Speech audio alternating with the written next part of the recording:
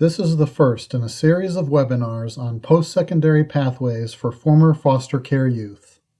Thank you for joining me for this webinar. My name is Lemieux Qi, and I'm a visiting assistant professor at Old Dominion University in Norfolk, Virginia, where I reside on the higher education program faculty.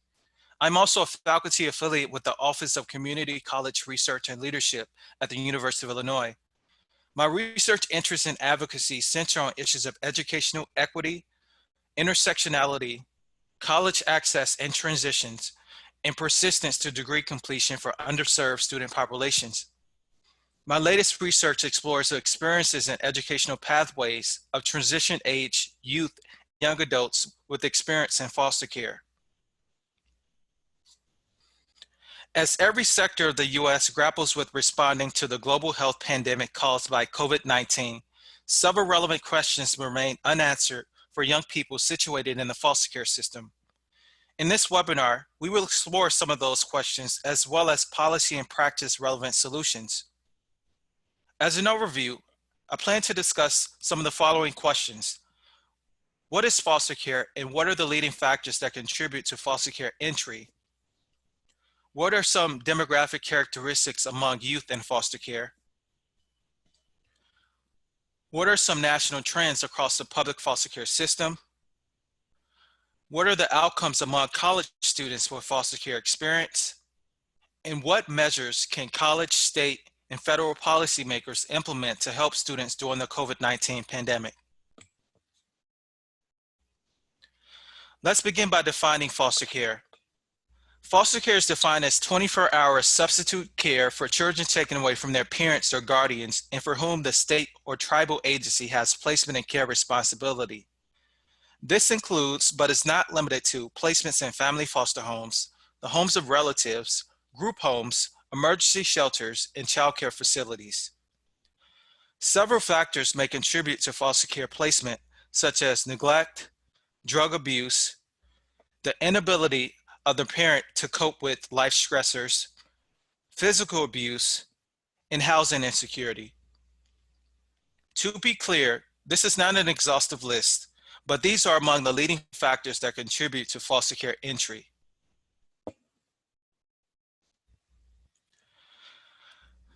Now let's take a closer look at demographic trends in foster care. The following chart reflects population estimates. The gray bar reflects the total number of children present in the foster care system by the end of the fiscal year, whereas the blue bar shows the total number of children served over the course of the fiscal year. On average, more than 670,000 young people were provided services between 2013 and 2018. Estimates from federal data indicate that the total number of children present in the foster care system on any given day rose from 400,000 to over 440,000. Although the root cause of this upward trend is unclear, it has been speculated that the national opioid crisis may be partly responsible.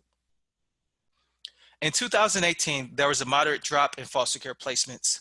Although this is a positive sign, the current global health pandemic caused by COVID-19 will likely reverse this progress. We know from research that domestic violence and child abuse increases during disasters. So if history is any indication, there may be an influx of children entering foster care once the pandemic comes to an end.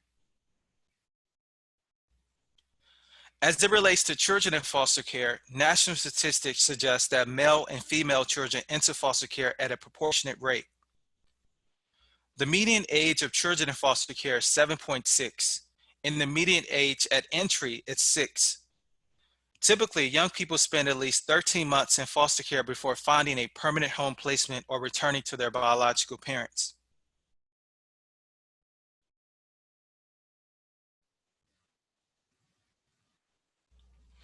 As you might imagine, children in foster care reflect the broader demographic diversity in the U.S. However, children of color make up more than half of the public foster care system. A closer look at racial demographics reveals that disproportionality exists in foster care. For instance, Black children are represented in foster care 1.6 times their rate in the general population. Similarly, Native American youth are represented 2.4 times their rate in the general population. And biracial, and multiracial youth are represented 1.9 times their rate in the general population. What these data points suggest is that youth in foster care are more likely to come from racially marginalized backgrounds.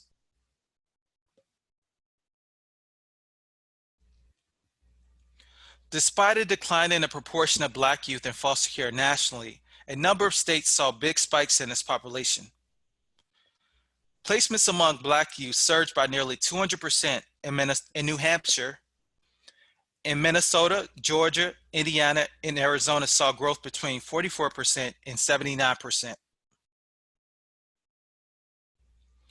Similarly, states with large Native American populations saw a dramatic influx of Native youth. Foster care entry increased by nearly 150% in Minnesota and over 50% in Arizona, Wisconsin, North Dakota, and Montana. Cutting-edge research in the field of neuroscience calls into question the long-held belief that adolescence ends at 18. In fact, neuroscientists have now discovered that brain maturation extends into the mid-20s.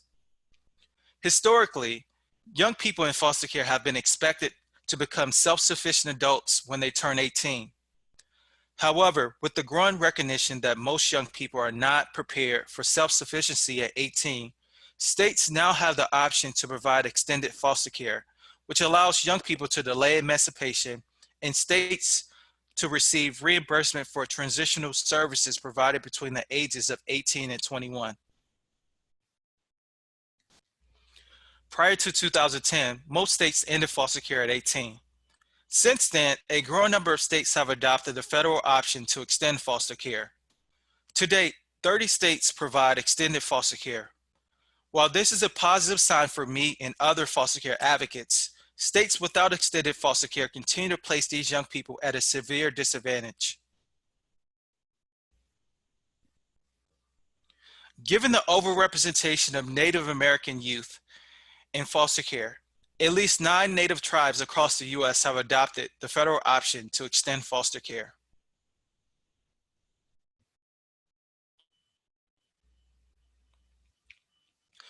The federal government recognizes that older youth in foster care and those who have aged out face unique obstacles in their transition to adulthood and are more susceptible to deficit outcomes such as homelessness, unemployment, underemployment, criminality, and severe mental health issues.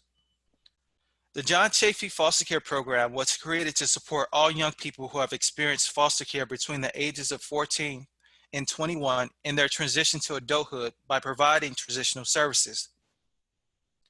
Towards addressing the holistic needs of foster youth, the program funds support in the following areas: completion of a high school diploma or GED program, independent living skills training, career exploration and job placement, preventative health activities, post-secondary education and vocational training, education training vouchers, which provide up to $5,000 towards college tuition for up to 5 years,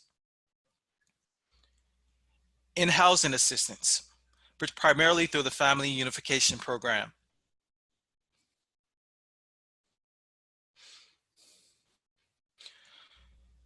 Each year, approximately 20,000 young people age out of foster care and begin the transition to adulthood.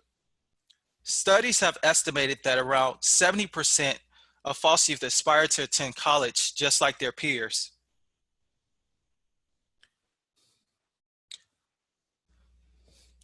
However, we know that foster youth are more likely to delay college enrollment. Although most youth aspire to attend college, we see that only about 1 in 10 college-eligible foster youth enroll. Similar to other underrepresented groups in higher education, fewer students with foster care experience begin at 4-year colleges. Estimates show that approximately 2/3 of foster youth enroll at community colleges. In my research, I found that foster youth receive less encouragement from their caregivers and other significant adults in their lives, such as child welfare caseworkers. In comparison to other foster care peers, in comparison to their non-foster care peers, low expectations from caregivers and caseworkers place them at a significant disadvantage in the college enrollment process, which contributes to delayed enrollment and academic undermatching. A significant body of research has documented the disparate college completion outcomes among students with foster care experience. The following chart highlights a comparison of the college completion outcomes among students with foster care experience, low-income students, and all other students. Using National Post-Secondary Student Aid Survey data from 2011-2012, researchers found that a majority of foster youth who pursue a post-secondary degree or certificate do not finish within 6 years. The college completion rate at both 2- and 4-year colleges plateaus around 15%. What this means is that around 72% of foster youth fail to complete a post-secondary degree program within 6 years. Prior to the pandemic, studies conducted by researchers at the Hope Center for College, Community, and Justice found that housing and food insecurity impact students with foster care experience at disproportionately higher rates. In other words, foster youth are more likely to experience insecurity related to basic needs, or the lack of a fixed, adequate, and stable place to live, and access to nutritious food, clothing, and transportation. That inevitably poses a serious threat to foster youth success in higher education and partly explains differences in college completion outcomes. This leads us to the remaining two questions. What measures can policymakers implement to help aid students with foster care experience during the pandemic? At least 20 states have yet to extend foster care beyond the age of 18, which unfortunately places these young people at a severe disadvantage as they transition into adulthood. Therefore, state policymakers should authorize extended foster care in all 50 states to ensure that these young people have access to essential resources and supports. Federal policymakers should also increase the CHAFE funding to cover the total cost of attendance. Currently, the CHAFE program provides a $5,000 education training voucher that covers only tuition and fees. However, the voucher does not address other essential costs such as basic needs. Related to the CHAFE program, the federal policymakers should also waive CHAFE program restrictions that limit subsidies provided for housing. As a result of COVID-19, we know that millions of Americans have lost their employment or have experienced reductions in wages, including financially independent college students with foster care experience. Without a stable source of income, these students who are financially independent may need help with covering their housing expenses in totality. Federal policymakers should also extend eligibility for housing assistance program. Foster youth may be eligible for housing subsidies provided through the Department of Housing and Urban Development's Family Unification Program. Young people in extended foster care are still expected to spend up to 30% of their income on housing, and the government covers the remaining costs. However, eligibility for the program is restricted to young people who are at least 18 years old, but no more than 24 years old. Many students with foster care experience often delay enrollment and may lose access to this beneficial resource if they turn 24 years old during the pandemic. States should be mindful of these program restrictions and extend eligibility to ensure that foster youth have access to this important and critical resource. What measures can college administrators implement to aid students with foster care experience during the pandemic? In April of this year, institutions of higher education were allocated roughly $14 billion in federal stimulus monies to support campus recovery efforts related to COVID-19. Although Secretary of Education Betsy DeVos mandates that at least $6 billion be reserved to go towards emergency assistance to students impacted by COVID-19, college leaders are given significant discretion on how to expend the funding. Given the disproportionate impact COVID-19 has had on foster youth, it's critical that college leaders prioritize students with foster care experience for emergency financial aid grants. As part of this ongoing process, college leaders must also remember to streamline the disbursement of emergency grants. For example, Ohio State University President Michael Drake quickly launched the Together as Buckeyes program to provide emergency assistance to college students using their student financial aid data in a short application process. It's important that colleges make sure that students get access to this money as quickly as possible.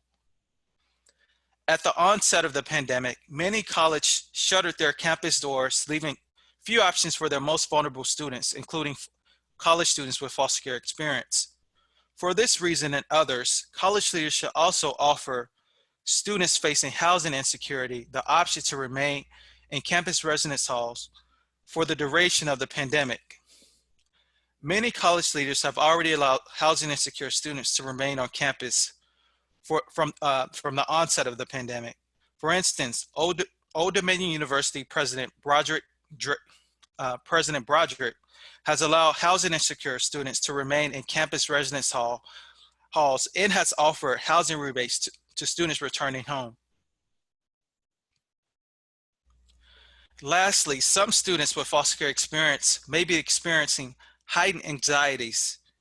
Therefore, college leaders should make sure that they provide access to remote counseling services to help students coping with mental health issues. If you have any questions regarding this webinar, I encourage you to follow up with me by email at emmamichi@odu.edu, or you can contact me through my website at dramichi.com or via Twitter. Thank you for joining. We appreciate your interest in advancing post-secondary pathways for foster care youth. Please join us for future webinars on ensuring equitable student outcomes for diverse youth and adults. You can share this feature or discover more at occrl.illinois.edu.